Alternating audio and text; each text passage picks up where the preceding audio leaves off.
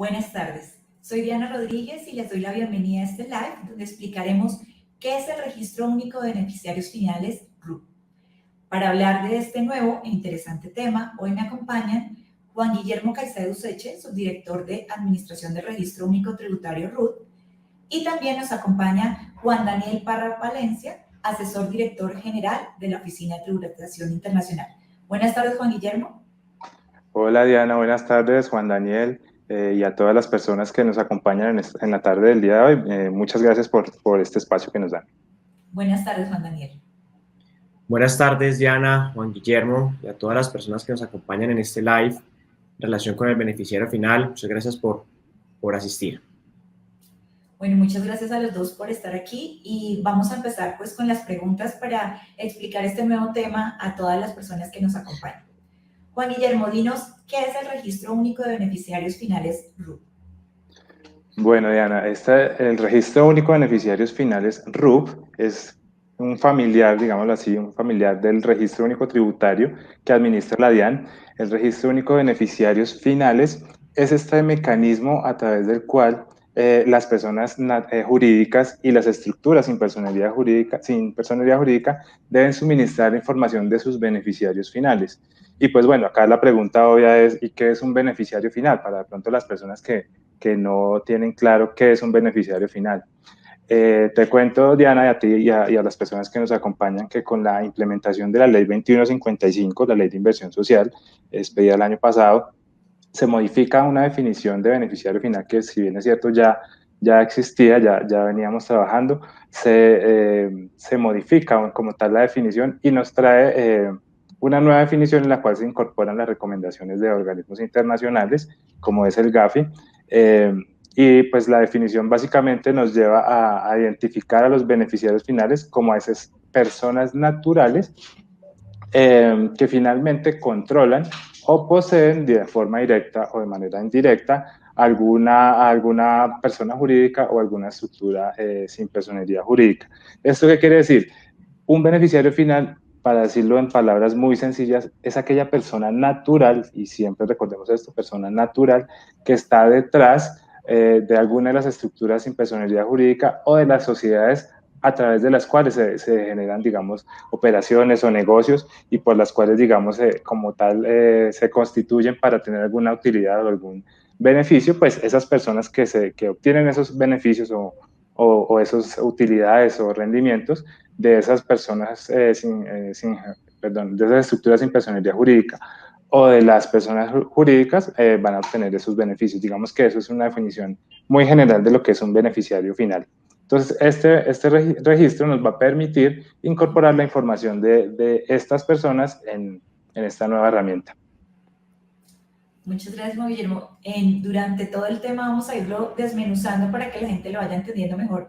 Juan Daniel, dinos, ¿cuál es el objetivo del Registro Único de Beneficiarios Finales RUB? Gracias, Diana.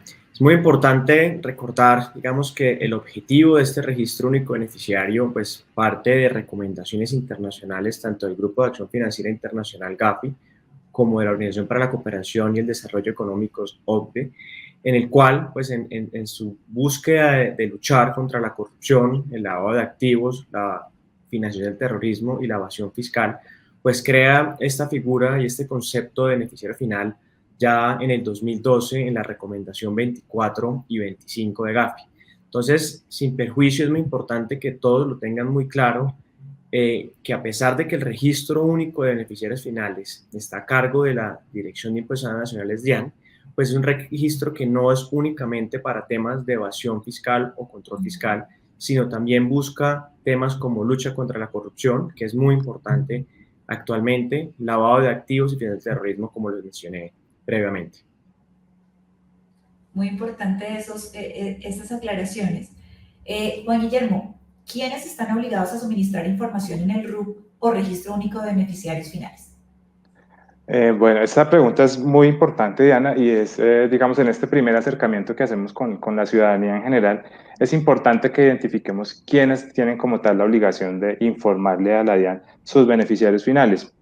Digamos que en el marco de la reglamentación de la definición, la norma señaló a estos sujetos obligados y digamos que los podemos resumir en cuatro grandes grupos. Primero tenemos lo que son las sociedades y las entidades nacionales con o sin ánimo de lucro, de conformidad con lo establecido en el artículo 12-1 del Estatuto Tributario, que básicamente se refiere a la sede efectiva de administración en Colombia. Entonces, todas esas organizaciones nacionales que tengan su administración en Colombia deben cumplir con esta obligación de reportar a sus beneficiarios finales.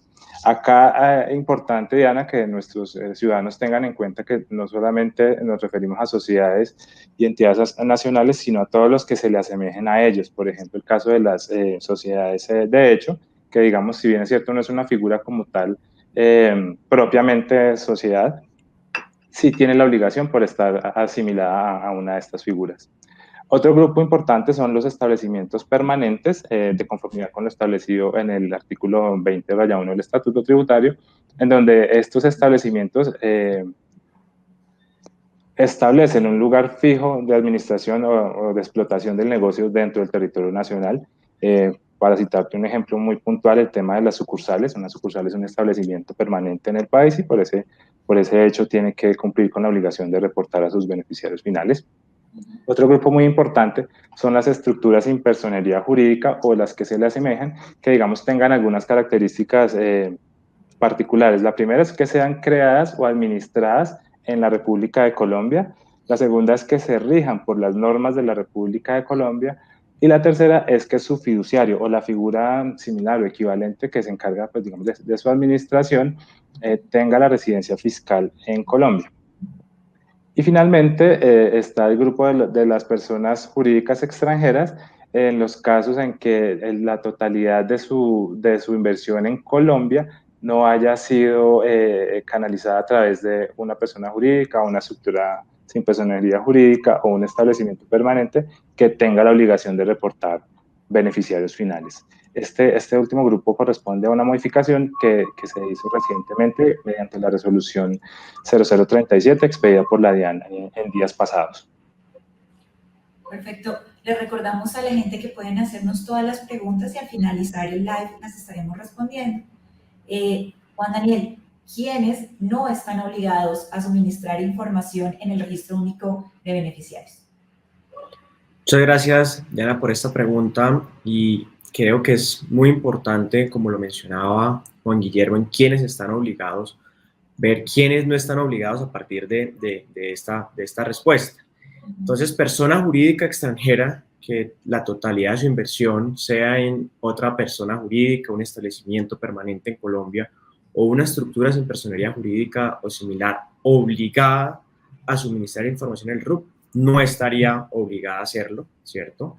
Además, ¿quiénes no están obligados? Las entidades, establecimientos, organismos públicos, entidades descentralizadas y las sociedades nacionales en las que el 100% de su participación sea pública. Y es muy importante hablar y ver el tema del 100% de su participación sea pública, porque dentro de las no obligadas a suministrar información no se encuentran las sociedades de economía mixta, toda vez que el 100% de su participación no es público. Adicionalmente, ¿quiénes no están obligados? Las embajadas, misiones diplomáticas, oficinas consulares, organizaciones u organismos internacionales acreditados por el gobierno nacional. Creo que es importante volver a mencionar, como lo decía Juan Guillermo inicialmente, quiénes son beneficiarios finales. Recordemos, y es muy importante que ustedes se lleven esto en la cabeza, es beneficiario final es igual a persona natural de carne y hueso. ¿Listo? Nunca puede ser un beneficiario final una sociedad u otra estructura sin personería jurídica. Ok, para seguir como aclarando el tema, recordemos que este tema es nuevo y que hasta ahora lo estamos exponiendo a la ciudadanía. Juan Guillermo, ¿quiénes son los beneficiarios finales de las personas jurídicas? Sí, Diana, retomando lo que les mencionaba inicialmente, la nueva norma que reglamenta un poco el tema de los beneficiarios finales nos define quiénes son o a quiénes debemos interpretar como beneficiarios finales tanto en las personas jurídicas como en las estructuras sin personería jurídica. Entonces, en las personas jurídicas, sociedades anónimas, sociedad por acciones simplificada, cualquier tipo societario comercial, y los que te mencionaba en la pregunta anterior de las sociedades nacionales que estarían obligadas, la identificación sería siempre esa persona natural que, actuando de manera individual o de manera conjunta, sea titular de manera directa o indirecta del 5% o más del capital o de los derechos de voto de la persona jurídica, o que reciba un beneficio superior o igual al 5% en cuanto a los activos, a los rendimientos o a las utilidades de dicha persona jurídica. Ese, digamos, es como el criterio inicial. Pero hay otros criterios que hay que tener en cuenta en el caso de que no podamos hacer esta identificación, y es que la persona natural, que actuando individual o conjuntamente, ejerza un control directo o indirecto sobre esa persona jurídica por un medio diferente a los que mencionamos anteriormente, que es el capital, la participación, el beneficio, algún elemento diferente por el cual ejerza control también implica que sea un beneficiario final. Y la última condición es una condición, por llamarlo de alguna forma, residual. Y me refiero residual al evento en que, si no es posible identificarlo en la condición 1 o en la condición 2, la persona que ostente el grado, el cargo de representante legal dentro de la persona jurídica, o la figura que exista con un mayor grado de autoridad en relación con las funciones de gestión de la organización, será quien tenga bueno, se reportaría como beneficiario final de la persona jurídica. Esta, como te digo, Diana y queridos ciudadanos, es una condición residual. Recordemos que lo más importante, o pues la principal, es identificar esas personas naturales que ostentan el 5% más del capital o los derechos de voto, o el 5% de los activos, de los rendimientos o de las utilidades del negocio como tal. Gracias. Juan Daniel, ¿quiénes son los beneficiarios finales de las estructuras sin personería jurídica o similares? Gracias, Diana. Implementando un poco la pregunta a Juan Guillermo anterior, es muy importante, y yo siempre digo, es como una escalera. Es una escalera porque yo primero voy a identificar, ¿cierto?, quién es beneficiario final por el 5% del capital o de los derechos de voto, quién tiene también el control, y es muy importante saber que el control son esas decisiones de dirección, gestión o control que puede imponer una persona natural sobre esa persona jurídica. Y después de yo identificar y hacer mi debida diligencia y no identificar ningún beneficiario final bajo estos dos supuestos, es que yo paso como a la segunda escalera. Y ahí es que entro a revisar quién es el representante legal. Entonces, es muy importante tener eso muy claro. Y en torno a las beneficiarios finales de las estructuras sin personería jurídica, acá, digamos, es un poco más amplio el concepto de beneficiario final para las estructuras, porque ya no revisamos el 5%, ¿cierto? O el control del que hablan la identificación de los beneficiarios finales para las personas jurídicas, sino tenemos casi que un listado taxativo en el cual te dice quiénes son los beneficiarios finales. Entonces, digamos, por estructuras en personería jurídica, y ustedes ya las voy a enlistar los criterios o las calidades que debe tener, es importante que tengan en cuenta que lo que dice la recomendación del Grupo de Acción Financiera Internacional es basado en un patrimonio autónomo, ¿cierto? Pero habla siempre de posición similar o equivalente. Entonces, ¿quiénes son estos beneficiarios finales? Fiduciante, fideicomitente, constituyente o posición similar o equivalente. Fiduciario o posición similar equivalente, comité fiduciario, comité financiero o posición similar equivalente, fideicomisario, beneficiario o beneficiario condicionado, que es un concepto muy importante para que ustedes lo tengan en cuenta, el concepto de beneficiario condicionado, que está sujeto a una condición para que esta persona sea beneficiario, y cualquier otra persona natural que ejerza control efectivo o final o que tenga derecho a gozar y o disponer de los activos, beneficios, resultados, utilidades. Entonces, estas son las calidades, digamos, que debe tener cualquier persona natural que tenga una de estas calidades dentro de una estructura sin personería jurídica, debe ser considerado beneficiario final, diferente a la definición, digamos, que Juan Guillermo nos explicó en torno a los beneficiarios finales de las personas jurídicas. Bueno, recordamos a los ciudadanos que este es el primer acercamiento a este tema, que hay un micrositio especializado con toda la información en nuestra página web, donde pueden encontrar, si quieren leerse la normatividad, tenemos los ABCs, los paso a paso, y que después les estaremos avisando cuando empiezan como unas capacitaciones virtuales para la gente que esté interesada en profundizar en el tema. Juan Guillermo, ¿cómo se suministra la información en el RUP?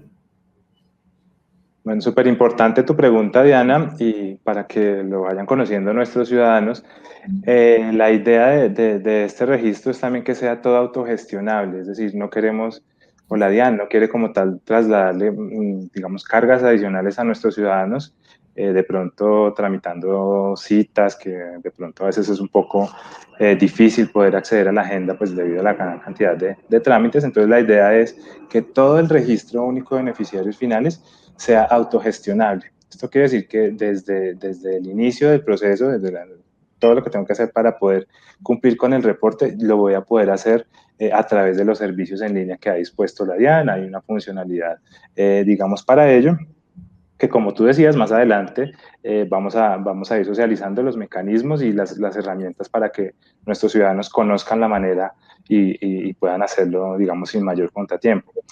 La información en el RUP se puede suministrar de dos formas. Digamos que hay dos mecanismos. Uno es la carga masiva y otra es la carga individual. Digamos que teniendo en cuenta que tenemos un universo tan amplio de posibles personas naturales a reportar y dependiendo de las características de nuestra organización, es muy factible que tengamos que hacer el reporte sencillamente de 2 o 3 personas, ¿sí? En el cual una carga individual pues va a ser una herramienta que va a permitirte hacer o diligenciar la información de una manera muy sencilla, muy fácil, y vas a poderlo hacer digamos, en una forma muy rápida.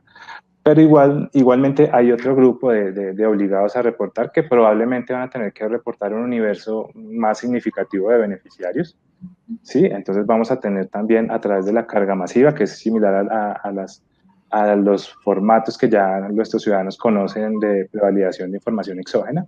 Digamos que es un mecanismo muy similar. Vamos a poder hacer esa carga masiva de todos los beneficiarios finales en el mismo mecanismo. Entonces, digamos que eso nos permite que, facilitar ese proceso de reporte teniendo en cuenta la familiaridad que tienen ya nuestros usuarios con los servicios de información exógena y de carga masiva de la DIAN. Juan Guillermo, complementanos con qué información deben suministrarse en el Registro Único de Beneficiarios Finales. Ok, como es un registro, digamos que la información a suministrar de nuestros beneficiarios es una información, digamos, básica, donde vamos a identificar el tipo de documento, el número de su documento, si esta persona tiene obviamente el NID, si es expedido acá en el país o si es, por ejemplo, una persona fuera del país, el NID expedido en el exterior, sus datos básicos de identificación, de ubicación. Adicionalmente, vamos a identificar esos criterios por los cuales identificamos que se trata de una persona, de un beneficiario final, como ya nos aclaraba anteriormente Juan Daniel, ¿no? Basándonos en esa escalera o en ese orden que debemos aplicar para identificar a los beneficiarios. Acá, cuando hagamos el reporte, igualmente vamos a identificar cuáles fueron esos criterios que nos llevaron a determinar que esta persona es un beneficiario final. Y otra información, digamos, básica, como es el tema de los porcentajes básicos de participación de capital, el porcentaje de beneficio y las fechas desde las cuales esta persona tiene su condición de beneficiario final, y para los casos de las actualizaciones, cuando la persona ya termina su vínculo con la organización o con la estructura sin personería jurídica y por tanto pues ya cesa su condición de beneficiario final. Juan Daniel, dinos cómo pueden realizar modificaciones a la información suministrada inicialmente por estas personas en el grupo. Gracias, Diana. Esto es un punto muy importante y aquí es importante acotar también que el tema del registro de los beneficiarios finales no es un tema nuevo, digamos, ni a nivel nacional ni a nivel DIAN. Previamente, desde 2016, ya todas las diferentes obligados tenían este compromiso de, a través de la información exógena, reportar quiénes eran los beneficiarios finales de estos, pero era únicamente una vez al año. ¿Cuál es la diferencia con este registro único de beneficiarios finales? Y la idea también es que sea un registro actualizable, que sea súper fácil de modificar, como lo decía Juan Guillermo. Y en torno a tu pregunta de cuándo se deben hacer las modificaciones y qué se debe tener en cuenta para hacer las modificaciones, yo hago un suministro inicial de la información, ¿cierto? Y a partir del suministro inicial de la información yo voy a tomarle como fotos. Yo voy a tomar fotos el 1 de enero, el 1 de abril, el 1 de julio y el 1 de octubre de cada año. Y en estas fotos yo voy a identificar si los beneficiarios finales que yo tengo reportados siguen siendo los mismos o han sido modificados. Y al momento de yo tomar esa foto, yo identifico, siguen siendo los mismos beneficiarios finales, no tengo que hacer absolutamente nada. Y esto es un plus de este registro único de beneficiarios, que durante varios años en información exógena se reportaban los mismos beneficiarios año tras año, la misma información. Lo que me permite este registro único es que haga un reporte inicial y si no tengo modificaciones en torno a los beneficios, quiénes son mis beneficiarios finales o la información de estos beneficiarios finales, yo no tengo que hacer absolutamente nada más. Si yo, por el contrario, si he cambiado los beneficiarios o la información de mis beneficiarios ha cambiado, pues tengo que hacer la actualización dentro del mes siguiente a ese 1 de enero, 1 de abril, 1 de julio y 1 de octubre. Juan Daniel, ¿y hasta qué fecha pueden realizar este suministro inicial de la información en el registro único de beneficiarios finales? Esta es una muy buena pregunta, Diana, y creo que están muchos de los obligados contentos con la resolución que expedimos el pasado viernes en torno a que dimos un plazo adicional para el suministro de la información. Antes se tenía un plazo hasta el 30 de septiembre para todas las obligados que se hubieran creado con anterioridad al 15 de enero de este año. Este plazo fue digamos, postergado hasta el 31 de diciembre del 2022 para todas las personas jurídicas, estructuras sin personería jurídica o en general todos los obligados que se hayan creado con anterioridad o constituido con anterioridad al 30 de septiembre. Sin perjuicio de esto, es muy importante saber que todas las personas jurídicas, estructuras sin personería jurídica o similares creadas a partir del 30 de septiembre cuentan con 2 meses posterior a la inscripción en el RUT o en el sistema de identificación de estructuras sin personería jurídica, que creo lo vamos a revisar posteriormente. Pero entonces, para aclarar, digamos, un poco el calendario de esto, toda persona jurídica que esté constituida o estructura sin personería jurídica que esté constituida a hoy tiene plazo hasta el 31 de diciembre del 2022 para hacer el reporte de los beneficiarios finales. Esto lo hicimos, digamos, y es muy importante también mencionarlo. El sistema está funcionando perfectamente, el registro único de beneficiarios, el sistema de identificación de estructuras sin personería jurídica también está funcionando perfectamente. Sin perjuicio hemos identificado pues, que hay muchas estructuras que tienen cierto grado de complejidad y pues la identificación de los beneficiarios se ha hecho un poco más difícil. Juan Guillermo, esto lo han nombrado ustedes durante la charla. ¿Qué es el sistema de identificación de estructuras sin personería jurídica? Sí, Diana, lo hemos enunciado varias veces y es súper importante que tengamos claro qué se trata, qué se busca con este sistema de identificación. Resulta que, como todos saben, la mayoría de los negocios o las personas jurídicas y estructuras similares tienen la obligación de inscribirse en el RUT por la naturaleza de sus obligaciones, ¿no? Hay un grupo de estructuras sin personalidad jurídicas que no tienen esta obligación, no están obligados a inscribirse en el RUT como tal y por tanto no tienen un número de identificación tributaria, un NIT, que les permita interactuar con los servicios de la DIAN. Acá teniendo en cuenta, digamos, todo el marco normativo que regula el beneficiario final, es súper importante el tema de que estas estructuras sin personalidad jurídica, que si bien es cierto, no están obligadas a inscribirse en el RUT y por tanto no tienen NIT, sí puedan acceder al mecanismo que les permite reportar a sus beneficiarios finales. Entonces, digamos que el sistema de identificación de estructuras sin personería jurídica surge como esa necesidad de identificar esas estructuras que, digamos, como lo mencionaba Juan anteriormente, principalmente son patrimonios autónomos, pero pues tenemos un sinnúmero de figuras que cumplen con, digamos, con estas características que requieren poder acceder al servicio de registro de beneficiarios finales y hacer los reportes correspondientes. Entonces, el sistema se crea para asignarles una identificación a esas estructuras sin personería jurídica y puedan cumplir con la obligación de reportar a sus beneficiarios finales. Juan Guillermo, ¿y qué información deben suministrar en este sistema? Ok, entonces para poder asignar bueno, digamos que el sistema, la finalidad va a ser asignar un número de identificación. Para poder asignarle ese número a estas estructuras hay que suministrar una información básica que es identificar obviamente el tipo de estructura que vamos a inscribir en el sistema, el nombre, si hay algún código numérico o alfanumérico que al interior de la sociedad administradora de esta estructura se maneje, debe informar ese código, la fecha desde cuándo está constituida esa estructura, la fecha de terminación en el caso que obviamente vayamos a reportar esa novedad, el número que le va a asignar el sistema, la fecha de inicio de la administración cuando, digamos, se ocurre algún cambio en los administradores como tal de la estructura y la cancelación como tal de este elemento. Entonces, digamos, son unos datos muy básicos para poder asignar ese número que se les debe dar a estas estructuras sin personería jurídica. Juan Daniel, ¿qué es este número de identificación de estructuras sin personería jurídica que nos nombra Juan Guillermo? Gracias, Diana. Creo que para también dejar claro, porque ustedes también se harán la pregunta de, bueno, ¿qué tengo que entregarle a la DIAN para yo poder crear este número de identificación de estructuras sin personería jurídica? ¿Cierto? Y como lo nombraba Juan Guillermo al inicio, la idea es que todo esto sea autogestionable, todo sea en línea. Para yo poder crear ese número de identificación de estructuras sin personería jurídica, digamos, a través del servicio de la DIAN, yo debo cargar también ese documento soporte a través del cual se crea la estructura sin personería jurídica.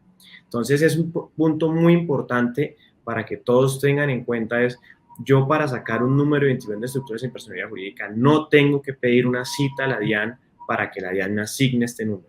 Todo es autogestionable y lo único que debo hacer es tener yo escaneado ese documento a través del cual yo certifico que creé esa estructura sin personería jurídica. ¿Listo?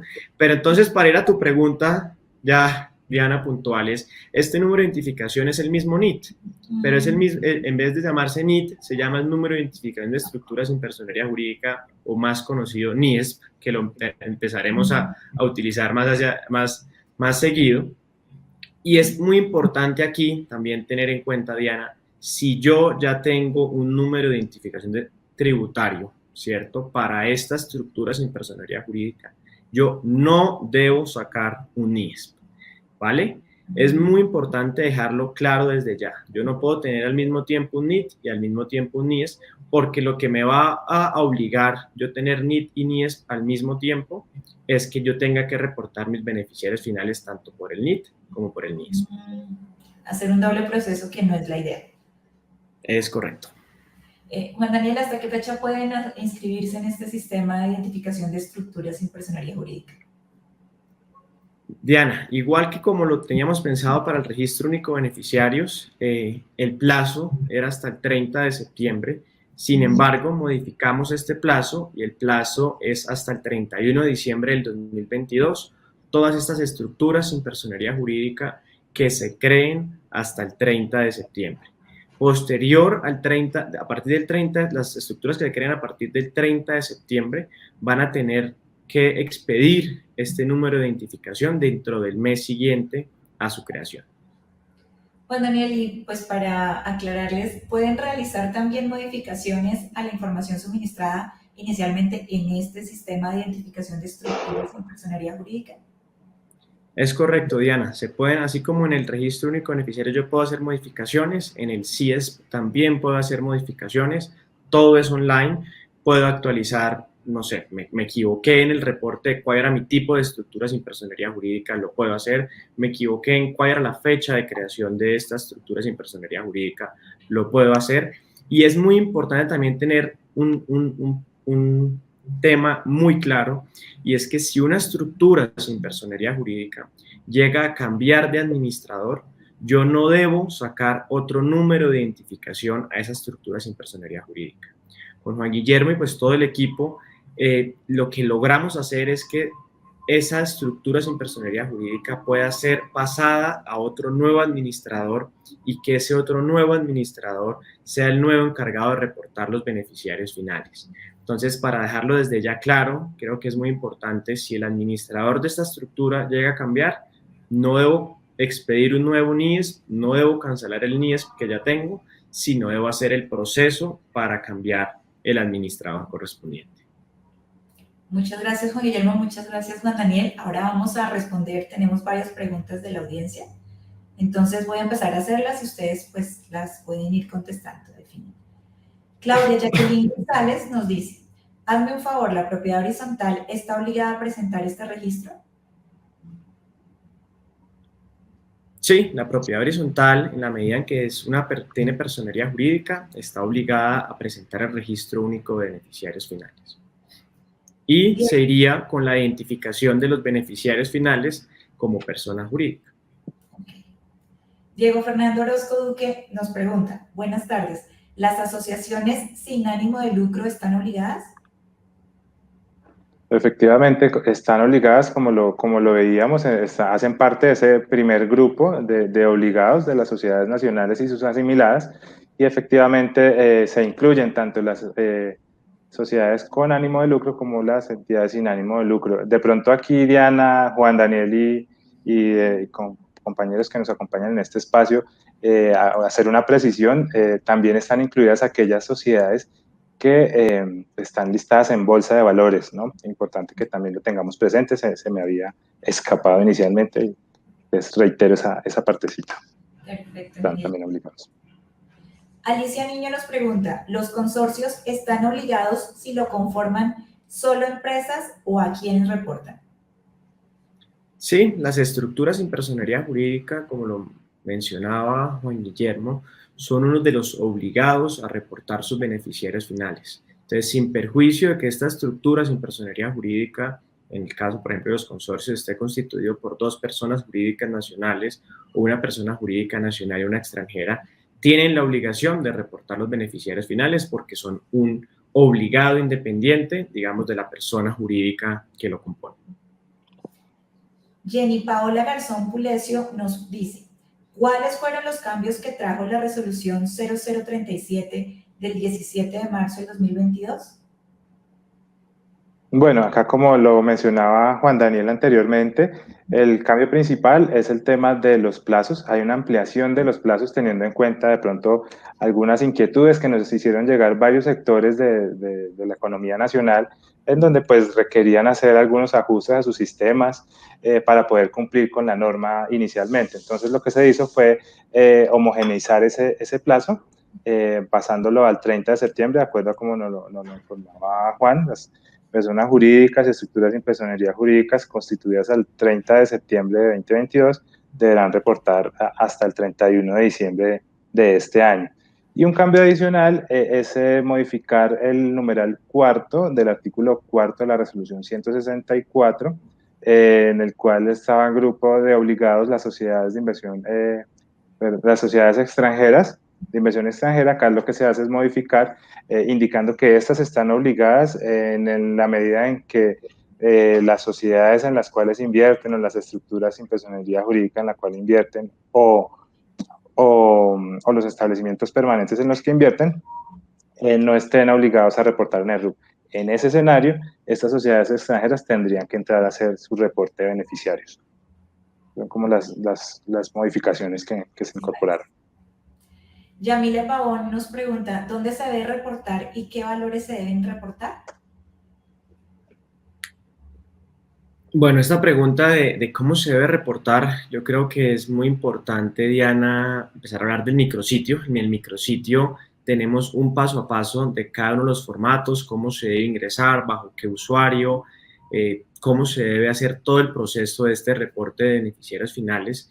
Y creo que podría ser muy importante en otro live futuro que ya veamos es el paso a paso de cómo hacer el reporte de los beneficiarios finales cuando es una estructura sin personería jurídica o cuando es una persona jurídica.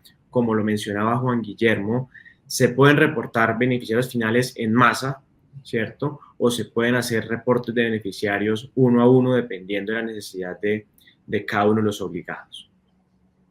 Sí, como tú dices, próximamente les avisaremos cuándo vamos a hacer unos talleres en estos Facebook Live sobre este tema de cómo sería el paso a paso en cada uno de los casos. Milagros Benjumea nos pregunta, ¿qué pasaría en el caso de que una persona obligada no reporte el RUP? Bueno, la norma también incorporó unas sanciones, ¿no? Como les decía, inicialmente el RUP con B es como un hijito menor del RUT, del Registro Único Tributario. Está integrado como tal al Registro Único Tributario. Ya más adelante, cuando analicemos las herramientas prácticas del tema, vamos a ver que si bien está integrado, no es la misma herramienta, pero al estar integrado al Registro Único Tributario, las sanciones relativas al RUT también le aplican al RUP. Esto quiere decir que en el caso de no actualizar la información o de no suministrarla en debida forma, pues también se podrían aplicar las sanciones establecidas en el artículo 658-3 del Estatuto Tributario, y también teniendo en cuenta el tema de que existe la obligación o el deber de reportar la información, hay otras sanciones en el caso de que no se cumpla con ese reporte en debida forma. Yo ahí, Diana, te complementaría un segundo, y es la importancia también del deber de debida diligencia. Y la debida diligencia, digamos, lo que establece el artículo 17 de esta resolución 164 es la obligación de este deber de debida diligencia. Si la DIAN te llega a solicitar a esta persona que incumplió o que no hizo el reporte o que hizo el reporte de forma incorrecta, la información, y esta no la entrega, la entrega de forma incorrecta, no cumple, ¿cierto? También se podría aplicar la sanción que le aplica a la exógena, que es la del artículo 651 del Estatuto. Entonces, sin perjuicio de que el RUT y las sanciones de RUT están, ¿cierto?, ligadas a las del RUP, que son las del 658-3, nada impediría a la DIAN que en el momento de solicitar la información de debida diligencia pueda aplicar la sanción del artículo 651. Muchas gracias, Daniel. Yulisa Espinosa nos pregunta, buenas tardes, ¿las cooperativas y fondos de empleados están obligados? Sí, están obligados en la medida que son personas, tienen personería jurídica las cooperativas, y en el otro caso de los fondos, pues son estructuras sin personería jurídica. De todas formas, para que ustedes también lo tengan muy claro y en el entendimiento de qué se entiende por una estructura sin personería jurídica, el artículo primero de esta resolución 164 establece no de manera taxativa, sino enunciativa, qué se puede entender por una estructura sin personería jurídica, y creo que le podría dar a las personas mucho más claridad en torno a este tema. Y la última pregunta por hoy, porque se nos acabó el tiempo, es de Sandra Duque, que nos dice, buenas tardes, ¿los beneficiarios finales de una empresa pueden ser otra persona jurídica? No, recordemos, Diana, y recordemos todos que cuando hablamos de beneficiario final siempre estamos hablando de personas naturales. Entonces, ¿qué ocurre aquí? Que sí, y seguramente es una figura muy frecuente en la cual dentro de esa cadena vamos a tener que el beneficiario es una persona jurídica. En ese caso, esta persona jurídica también tiene la obligación de realizar el mismo proceso para identificar a sus beneficiarios finales, de tal forma que siempre, independientemente de las figuras intermedias que tengamos, bien sean personas jurídicas o estructuras sin personería jurídicas, vamos a reportar a esas personas naturales, o en el caso, o incluso en algunas condiciones, como Juan Daniel lo mencionaba anteriormente, podríamos tener unas condiciones que podrían llegar a reportarse en el caso de existir, ¿no? Pero pues siempre es una persona natural la que se debe reportar. Bueno, sí, Diana, yo creo que es muy importante, digamos, y lo más importante de este Facebook Live es que se vayan con la idea de que beneficiario final es igual a persona natural de carne y hueso. Yo creo que con que la conclusión, digamos, a la que podemos llegar a este Facebook Live, y lo más importante es eso. Bueno, Juan Daniel, Juan Guillermo, muchas gracias por acompañarnos. Gracias a ti, Diana, a todas las personas que nos acompañaron en este en vivo, y como tú bien lo anunciabas, vamos a estar haciendo nuevas herramientas para que los ciudadanos conozcan más a detalle de esta nueva obligación y puedan cumplir con ella, digamos, muy fácilmente. Muchas gracias, Diana, Juan Guillermo, a todas las personas que participaron en este Facebook Live. Los invito a entrar al micrositio del RUP. Es un micrositio que está creado para ustedes. La idea es que ustedes lo utilicen, miren todas las herramientas, tenemos los formatos, ABC, infinidad de información tanto nacional como internacional para que ustedes también entiendan el porqué de la necesidad de este registro único de beneficiarios finales en Colombia, que como se los indicaba al inicio, pues tiene unos objetivos que no solamente son objetivos fiscales, sino también de temas de corrupción, lavado de activos y financiación del terrorismo. Muchas gracias. Muchas gracias a todos los que se conectaron el día de hoy. Les recordamos que todas las preguntas que hicieron dos de nuestros agentes las van a estar contestando, entonces no se van a quedar sin respuesta. Y reiterando lo que decía Juan Daniel y Juan Guillermo, toda la información la pueden encontrar en la página web de la DIAN, en el menú Impuestos, donde encuentran el submenú donde está lo de Registro Único de Beneficiarios Finales RUP. Ahí está la normatividad, los paso a paso, el ABC, y se está publicando constantemente información actualizada. Esperen las nuevas fechas donde vamos a hacer los talleres, donde vamos a especificar ya los temas según las preguntas que ustedes nos hagan hoy. Muchas gracias por acompañarnos. Aunque creamos que lo público es solo responsabilidad del Estado, en realidad este es un asunto de todos. Lo público hace posible la vida en sociedad, responde al interés común y posibilita la materialización de nuestros derechos. Como ciudadanos que integramos una sociedad, debemos entender qué es el interés colectivo y a su vez debemos ejercer nuestros derechos al participar y definir cómo queremos que el Estado intervenga en su correcta implementación. Todos podemos y debemos participar en las decisiones que nos afectan, con un pensamiento crítico, ejerciendo control y vigilancia frente a las acciones que realiza el Estado, y al mismo tiempo cuidando lo que nos pertenece a todos. Estamos llamados a ser protagonistas y no espectadores de la realidad en la que vivimos, siendo ciudadanos activos y comprometidos con nuestro país, nuestra ciudad y la comunidad en la que vivimos. Lo público es nuestro.